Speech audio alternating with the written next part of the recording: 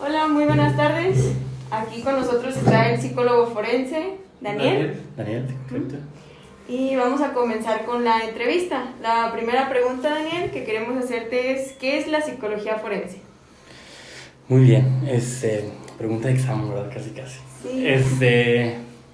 Pues de una forma como muy sencilla, la psicología forense, pues bueno, una rama de la psicología que tiene un papel auxiliar en la toma de decisiones pues puede ser de jueces, juezas, abogados o abogados, para pues justamente el proceso que se esté trabajando, dependiendo del área, si es penal, pues en área penal, si es en lo familiar, pues en lo familiar, pero la intención es eso, que podamos intervenir nosotros y prácticamente apoyarles a describirles ciertas situaciones en particular que ellos necesiten para que puedan tomar las decisiones o las mejores decisiones que ocupen. Ok, y por lo tanto, por ejemplo, estos procesos, ¿cómo se van desarrollando? Pues supongo que es como la evaluación psicológica, no lo sé. Sí, bueno, por ahí chequé sus preguntas. La verdad no las estudié, nada más las di con una leída muy rápida, pero justamente una de ellas era esa parte de la evaluación. En la evaluación en psicología forense es distinta a lo que usualmente hemos aprendido de una evaluación psicológica. A veces en la evaluación psicológica aprendemos o entendemos que es como hacer un diagnóstico, como aplicar una serie de batería de pruebas, como obtener un resultado y poder como plasmar la personalidad, como cuestiones de este estilo.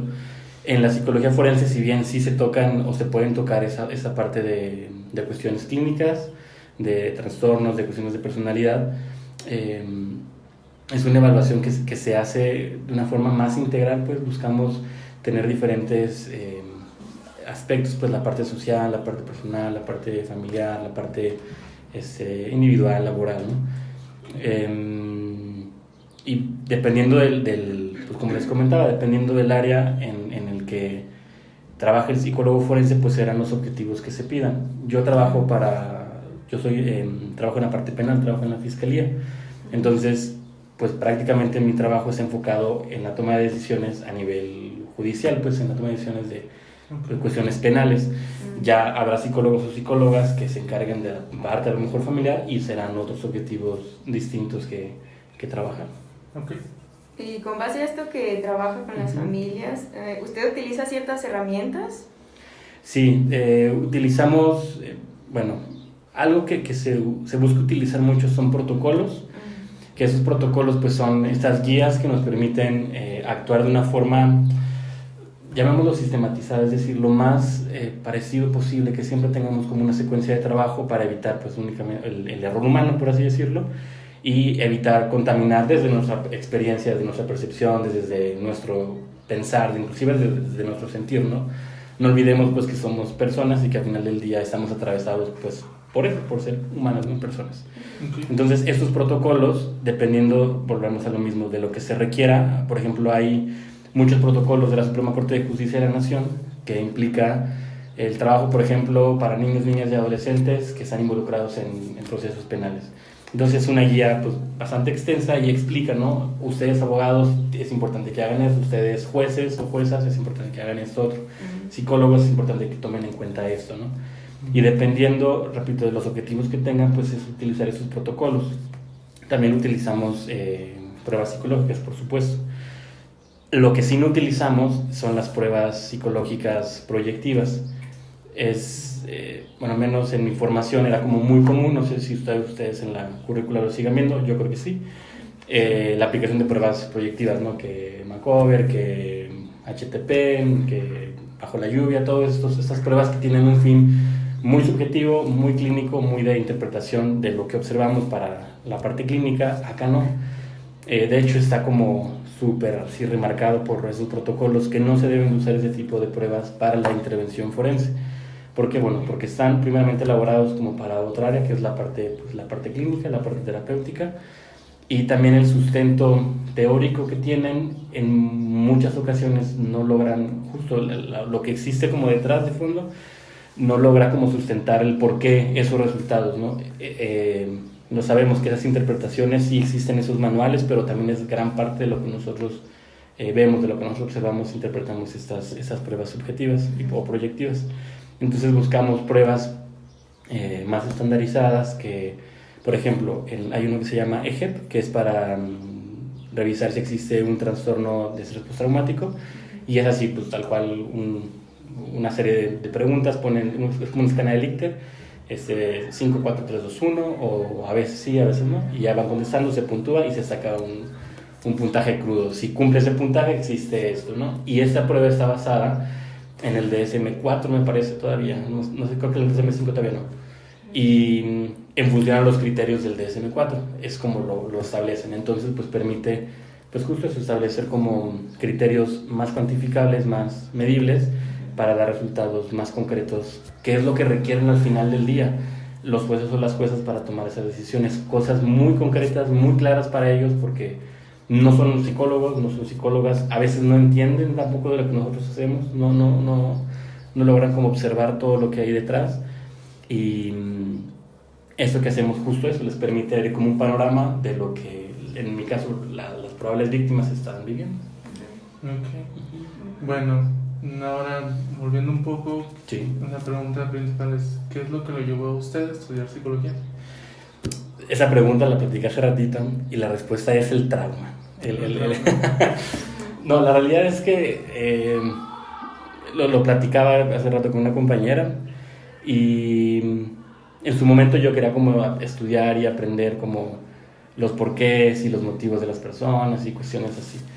La realidad yo creo que tiene que ver ahora que estoy ya ejerciendo con, pues justo eso, como con investigar, como comprender, como poder conocer más allá de alguna información que no se tiene, como siempre estar, pues sí, aprendiendo, ¿no?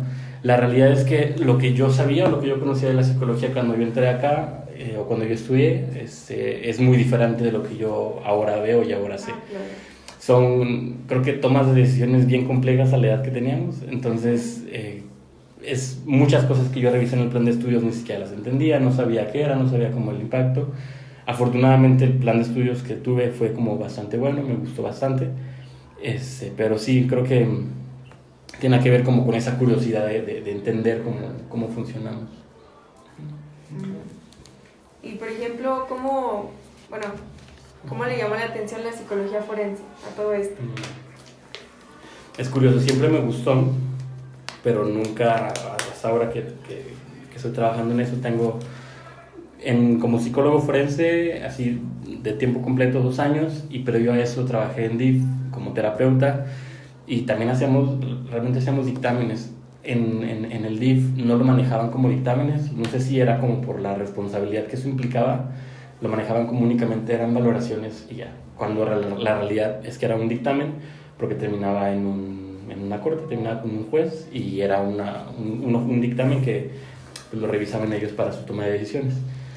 Pero en aquel momento yo creo que tenía que ver con estas series como Dexter, de series de estas como súper, que no tiene nada que ver con lo que hago realmente, pero era como ese interés como de qué pasa, como ese igual mala información de los criminales, y como toda esta historia que nos cuentan a través que hay detrás de todas esas mentes maestras y asesinos y demás. Era mucho como mi interés realmente, pero pues lo dejé como así como destacado un rato, me dediqué a otras cosas, a la educación, gran parte de mi tiempo, y pues esa parte de forense siempre me gustaba, lo repito, entonces me empecé como a capacitar como en cursos, pues, y empezó como justo a renacer como esta parte que estaba como un poco pendiente, hasta que empecé a trabajar de nuevo como en esa área. Ok. Bueno, entonces, por ejemplo, ahorita que mencioné la área forense, ya nos comentó un poco más, pero como tal, ¿qué es lo que hace ahí en...? ¿Yo qué hago en mi trabajo? Ok. El puesto como tal es psicólogo forense, bueno, perito en psicología forense. Okay. La palabra perito se utiliza no tanto como un cargo, porque a veces también está como este mito de que los peritos se certifican, o hay que certificarte para ser un perito, o al menos yo lo llegué a escuchar, no sé si ustedes lo han escuchado, es que te tienes que certificar para que seas un perito, no tienes que conseguir como tu credencial de perito. Eso es realmente una falsedad. La persona que es perito es porque es su experiencia, pues tiene la experiencia suficiente para hablar de un tema. Entonces es un término que se va, que conforme tú has estudiado, conforme has tenido como estudios y la experiencia principalmente en el área, te permitirá como obtener como el título, por así decirlo. No es algo que, repito, que se compre o que se pueda estudiar. No voy a estudiar para ser perito, en realidad es que tú estudias y la pericia se da con base a tus estudios. Y el trabajo como tal, así en concreto, es hacer evaluaciones en función a las solicitudes que nos haga el Ministerio Público.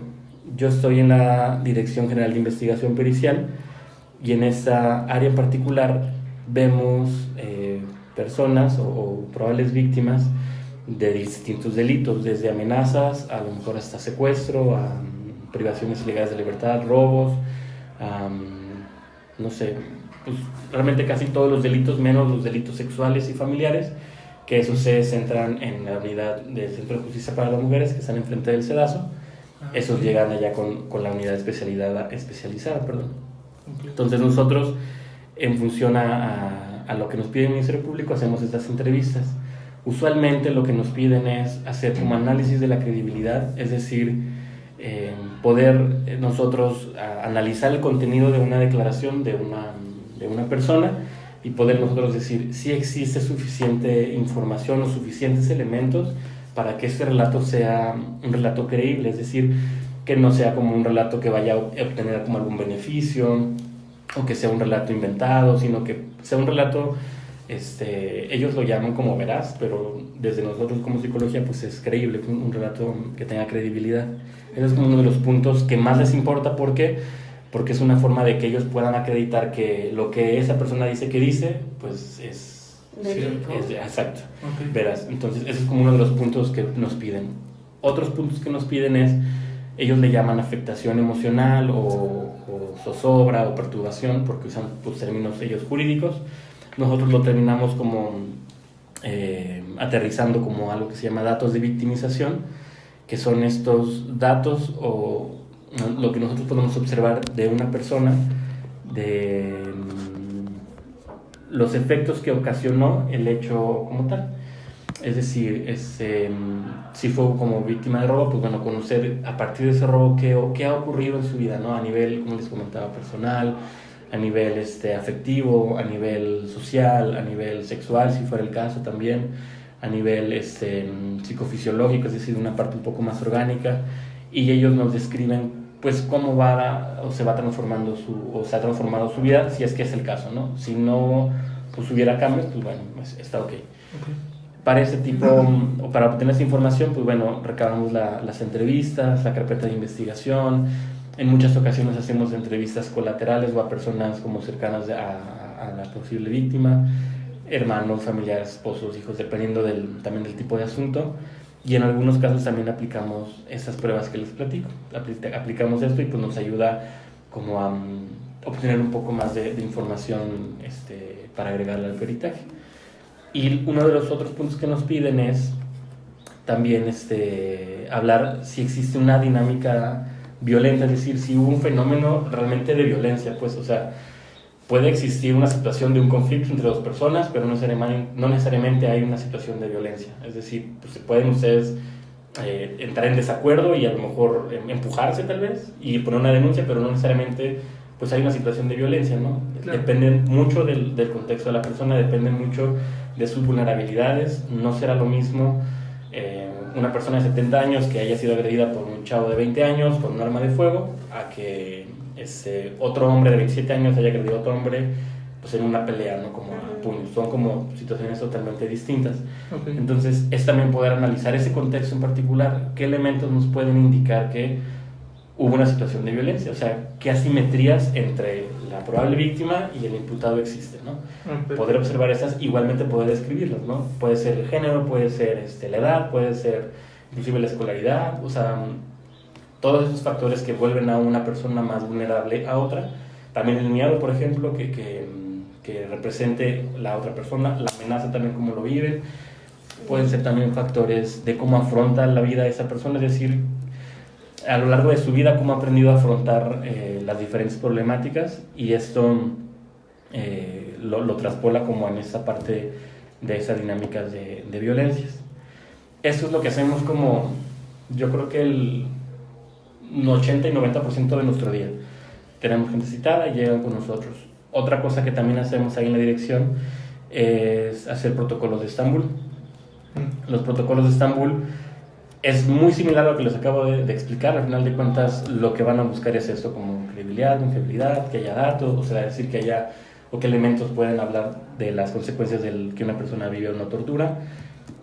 La diferencia es que, bueno, para los protocolos de Estambul, pues utilizamos el protocolo de Estambul, que es ese pues, manual, esa guía que nos permite hacer este tipo de intervenciones a personas que refieren haber sido víctimas de malos tratos o tortura, es decir, que una persona o personas, un policía, un funcionario público, alguien relacionado como en el servicio ha hecho algo para obtener una confesión, para intimidarlo, para amenazarlo. Entonces utilizamos ese protocolo de Estambul y de igual forma lo elaboramos.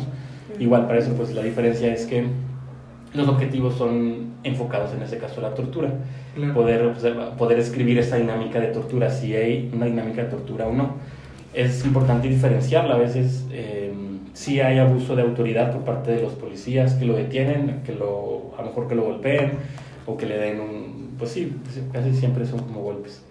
Pero eso no nos habla a lo mejor de una tortura, nos habla que sí hubo un abuso de autoridad, hubo una situación de violencia física, pero no necesariamente una tortura. Es como poder diferenciarles que en la tortura pues, hay otros elementos y otros componentes que sustentan que sea una situación de tortura.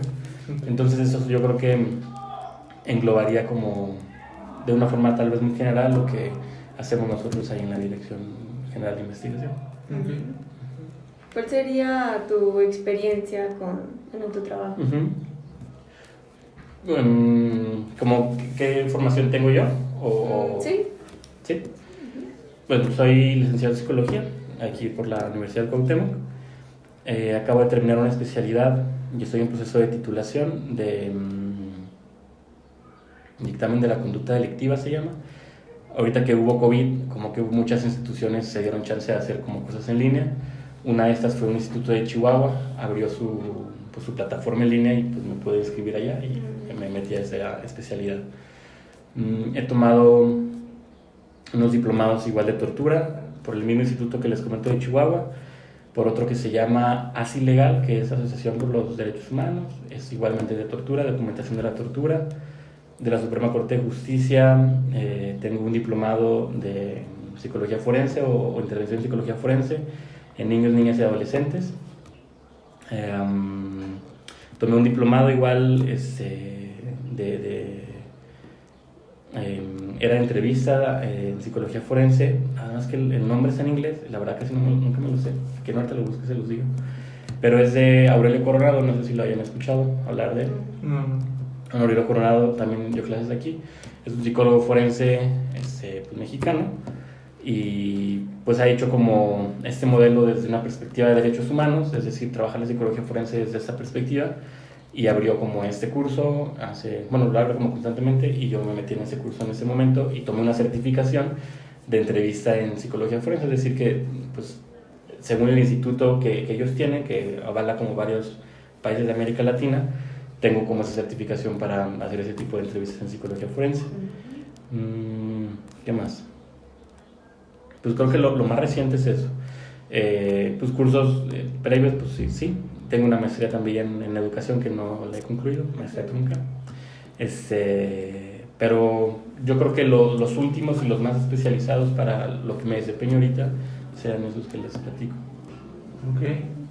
Por ejemplo, bueno, vas toda la parte del peritaje, pero ¿das terapia psicológica como tal o no te acercas a las personas o cómo funciona? Ok. Creo que es una pregunta importante porque inclusive nosotros se los explicamos a las personas cuando van con nosotros. Volvemos a lo mismo, está como este mito de la psicología, a veces no sabemos qué hacen los psicólogos, nos asocian siempre como a la locura, como estoy mal, o que algo malo hice, o que algo mal está en mí. Claro. Y mucha gente cuando llega a mí dice, es que ¿por qué me mandan a mí? Pues si yo estoy denunciando a esa otra persona, si a la que tienen que mandar es a ella, ¿no? Porque es la mala, ¿no? Porque es la que está mal. Y no, pues ahí mismo les explico que bueno, es un proceso más bien como apegado a la investigación. La intención es poder conocer, o que yo pueda conocer qué es lo que ocurrió, qué ha estado pasando, qué consecuencias ha tenido, para yo poder elaborar ese dictamen que les platico y entregárselo al Ministerio Público y ser un elemento de prueba de una carpeta de investigación. Okay. Eso también es importante. Nuestro trabajo es parte de un cúmulo de trabajos, pues. Una carpeta de investigación se fortalece dependiendo de lo que el Ministerio Público investigue. Es decir, si tienen mi prueba, si tienen la prueba de médicos, si tienen la prueba de balística, si tienen la prueba de los crímenes, o sea, toda la información que ellos puedan obtener, pues hace que una carpeta sea robusta o no y que tenga elementos suficientes para que un juez o una jueza pues pueda determinar si avanza o no avanza. Entonces, está enfocado sí a la investigación judicial. No es un proceso de psicoterapia, no los vemos o no las vemos en repetidas ocasiones.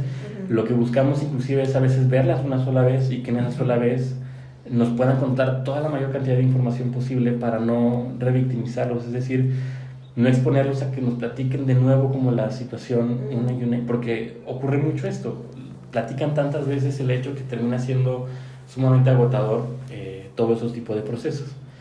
Entonces, en algunos casos sí lo citamos de nuevo, sí, la realidad es que sí, ocupamos porque falta información, porque no me quedó claro, porque hay nuevos elementos o algo y se tiene que volver a citar. Pero buscamos casi siempre que sea una sola entrevista la que podamos tener. Es muy difícil no sentir como ese acercamiento a las personas, aunque si bien no es un proceso de psicoterapia, tenemos a veces como, creo yo, la responsabilidad como de a veces contener un poco. Hay gente que llega en situaciones de una crisis, pues a veces los eventos ocurrieron horas atrás, 5, 10 horas, y llegan pues con toda la situación, pues un caos pues en ese sentido. Entonces al final de cuentas pues estamos con personas, entonces sí, la investigación es bien importante, sí, la recolección de datos es bien importante, sí, hacer una entrevista pegada a los protocolos es bien importante, pero es más importante aquella persona que estamos entrevistando, porque si esta persona no está en las condiciones necesarias, todo eso acá pues no me va a servir. ¿De qué me sirve que yo le obtenga información si no puede esa persona dar la información? Entonces sí, hay momentos de esperar, de escuchar, de permitirles a lo mejor comer algo, tomar agua, o suspender la entrevista y hoy no se hace y se hace a lo mejor mañana, o a lo mejor mañana no y la próxima semana, o la hacemos por partes, un ratito hoy, al ratito regresas. Depende mucho como de las personas. Se les da orientación también. Si observamos que a lo mejor si hay una situación muy compleja en esta persona, les podemos orientar como, pues mira, estar en instituciones públicas, puedes ir a esos lugares, o puedes ir a lo mejor a un psicólogo si tú lo deseas. Podemos, claro, como intentar orientarlos. Yo creo que el 95% de las veces yo los mando como a instituciones públicas, pues si ellos desean ir con alguien privado, pues está correcto. Pero sí, lo que buscamos es más bien como información para la investigación, pero creo que parte de nuestro trabajo, o lo que nos puede permitir seguir haciendo el trabajo, es entender que al final de cuentas está del otro lado una persona, y la investigación sí es muy importante, pero sin esta persona, que es por lo que estamos investigando, pues sí, no podemos hacer nada. Entonces también es, pues sí, justo no presionar, no abusar como de ocupamos eso, pues sí se ocupa, pero pues no podemos. Está la otra persona de enfrente y pues tal vez no es momento ahorita. Y también explicarle, ¿no? Oye, pues si no quieres hacerlo, porque a veces pasa, la gente no quiere hacer las entrevistas porque tiene miedo, porque tiene temor de que les puedan hacer algo después. Y también es explicarles, pues bueno, si tú no accedes a esto, no va a pasar absolutamente, no es que te vayamos a detener a ti o vaya a pasarte algo, solamente pues tienes que saber que va a haber limitantes en la investigación, va a haber información faltante y posiblemente las personas o no puedan ser detenidas, o si están detenidas queden en libertad, o el proceso ya no continúe y quede como estancado, y ya si esa persona decide, pues también será la decisión de ese momento. Okay. Y en estos casos donde tú haces las entrevistas, ¿cómo has experimentado la transferencia, por ejemplo? O sea...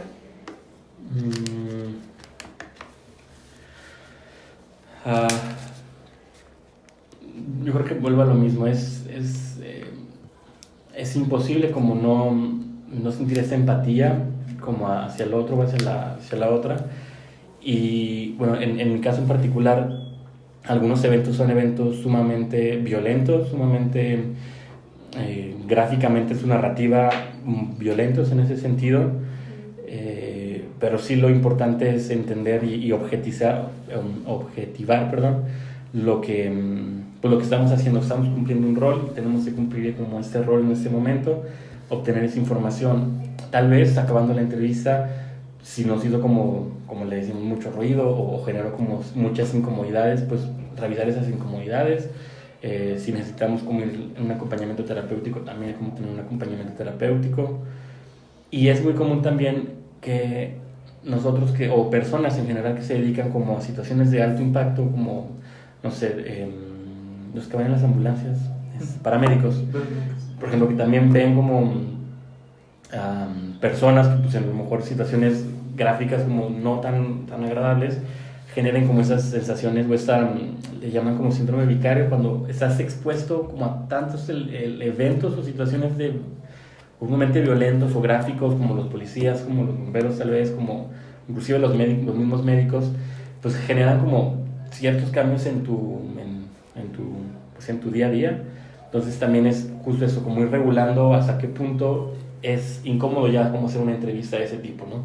Hasta qué punto yo ya no puedo hacer eso, entonces tengo que justo eso, como empezar a trabajarlo y a revisarlo para que esta ola de trabajo, pues que es interminable, no termine justo afectando a los procesos de entrevista, no termine yo contaminando una entrevista en lugar de permitir hacer mi trabajo, pues ya no puedo porque esto no lo quiero escuchar, mejor no entrevisto y ya no lo hago, no sé. Sí es como esa responsabilidad de irte monitoreando en todos los sentidos, ¿no? ¿Qué pasa en este caso? ¿Qué pasa en este otro? ¿Por qué me generó eso? Como esa cuestionarte en ese sentido. No es un rol terapéutico, pero siempre al final del día estamos con personas. Ok, y por ejemplo también, no sé si entre, pero también existe la parte de la contratransferencia contigo o no es tan común. O sea, hablamos como la contratransferencia, así tal cual, la terapéutica, es donde nosotros y tenemos como este vínculo con la persona, pues sí, pues al final, o sea, nosotros no lo medimos, no es algo que volvemos a lo mismo, que calibremos o que estemos como observando, porque al final de cuentas, les digo, son entrevistas pues de una única vez, de un solo momento, no hay como sus momentos posteriores, pero al final de cuentas sí hay una apertura importante de las personas. A veces hablan de cuestiones muy íntimas, de cuestiones muy personales, y a veces no es porque quieran. A veces cuando vamos a terapia tenemos como la decisión de decir quiero ir o no quiero ir a terapia, o tomas tú la decisión de ir a ese espacio. A veces aquí tienen que ir, no es porque es una obligación, pero saben que si no van a eso, a lo mejor su proceso no va a avanzar y no van a obtener la justicia que ellos quisieran o que ellas quisieran obtener.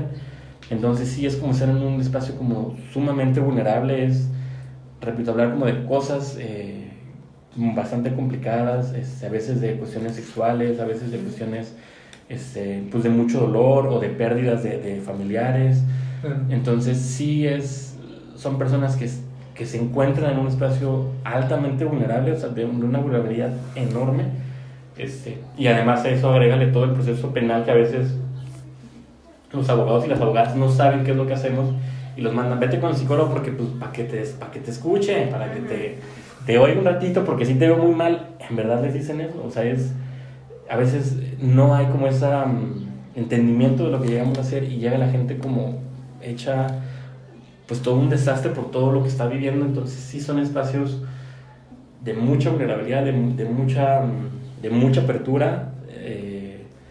Nosotros, repito, de tener como mucho entendimiento, que si bien es importante la investigación, también es como, pues bueno, a lo mejor pues, hay que permitirle como darle sus momentos de escucha. No es, repito, el objetivo de nuestro trabajo, pero pues o sea, repito, a veces nos da más eso, a veces nos permite más o nos da mucho más información, dar como ese acompañamiento para poder como obtener toda esa información de lo que necesitamos. ¿Por qué? Pues bueno, porque son, repito, espacios sumamente de mucha vulnerabilidad para las personas que entrevistamos. Ok, pues ya son todas las preguntas. Muy bien. Te agradezco mucho el tiempo para esta parte de la materia más que nada, y sobre todo porque conocemos a algunos compañeros ahí dentro de la carrera que les llama la atención esta parte, entonces yo siento que les va a ayudar mucho. Muy bien. Muy ¿Algo bien. que quieras comentar? No, me quedé, bueno, expectante. Y me quedé boquiabierta con todo lo que escuché porque no conocía nada de la psicología forense, ¿verdad? Yo tenía una idea completamente diferente. ¿Ustedes qué? Lo de las series. Lo mismo que yo tenía. ¿A quién le siguen dando psicología forense como materia? ¿O ya no existe? Creo que ya no. ¿No? Creo, no estoy seguro. Pero al menos por las materias que me acuerdo que nos faltan, no. Sí, son roles como muy distintos. Sí es importante aprender a separarlos. No quiere decir que un psicólogo forense no pueda ser un terapeuta, o un terapeuta no puede ser un psicólogo forense, pero no puede ser un psicólogo forense de tu paciente. Claro. O no puede ser, pues tal cual, o viceversa, que sea lo mismo. O sea, no puedes tú hacer peritajes o hacer el rol de un psicólogo forense y además darle terapia a esa persona. Sí, claro. Son como roles muy distintos, pero que es muy común. A lo mejor suena aquí como en este espacio, pues no, es como inclusive obvio, ¿no? Pero es muy común que ocurra eso, es muy común que psicólogos que no son forenses, psicólogos que son totalmente clínicos, hagan ese tipo de intervenciones forenses y terminan siendo intervenciones más bien clínicas, en donde aplican, volvemos a lo mismo, ese tipo de psicometría o ese tipo de pruebas enfocadas a la parte clínica y dan respuestas clínicas en donde hablan, es que el paciente tiene un estado mental en donde está tal y la depresión, y está bien, pero es más, o sea, la psicología forense es más que emitir un diagnóstico del DSM-5, no es más que categorizar síntomas y enfermedades mentales, por así decirlo.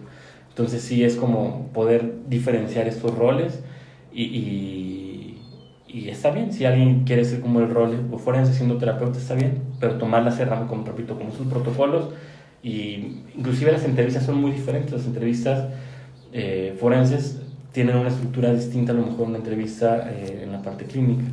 Entonces sí, como saber cómo diferenciar y poder diferenciar. En el mismo DSM-5 viene, al principio del DSM-5, no sé, en la página 10, tal vez casi al principio, viene como un apartadito en donde dice, este libro, o sea, pues, este manual estuvo hecho primeramente para la cuestión médica, para la cuestión psiquiátrica, antes que para el uso forense. Y hace como esa recomendación de que esto no se hizo para la parte forense, o sea, esto no está hecho para la intervención forense. Se puede utilizar, claro, se referencia, ¿no? Hay todos esos indicadores y nos habla de que hay un trastorno de ansiedad. Claro. Pero no está hecho como tal esa parte. Para la parte forense, y el mismo DSM-5 lo menciona, porque repito, hay muchas prácticas o malas prácticas forenses en donde terminan dictaminando pues sí, trastornos como si ese fuera el único objetivo de la psicología forense, y no, repito, es más allá de eso. Ok, no, pues sí, está bastante interesante. Sí, yo al menos tenía otra percepción y creo que ahorita lo tengo un poquito más claro. Antes sí, pues, como digo, las series era como el ímpetu de todo lo que se puede saber. Sí, la realidad es que eso es lo que nos cuentan y pues creo que son cosas distintas. Las series están chidas, están bien para Mindhunter, si no la han visto, ya para justo eso, para verlas, ¿no? Pero como para la práctica sí es muy distante de lo que realmente se hace. Pues muchas gracias a ustedes por el espacio. Y espero que les ayude para su tarea. Claro. Maestra, por favor, póngales 10, maestra. Ya escucho. Muchas gracias. Muchas gracias por todo. No, a ti.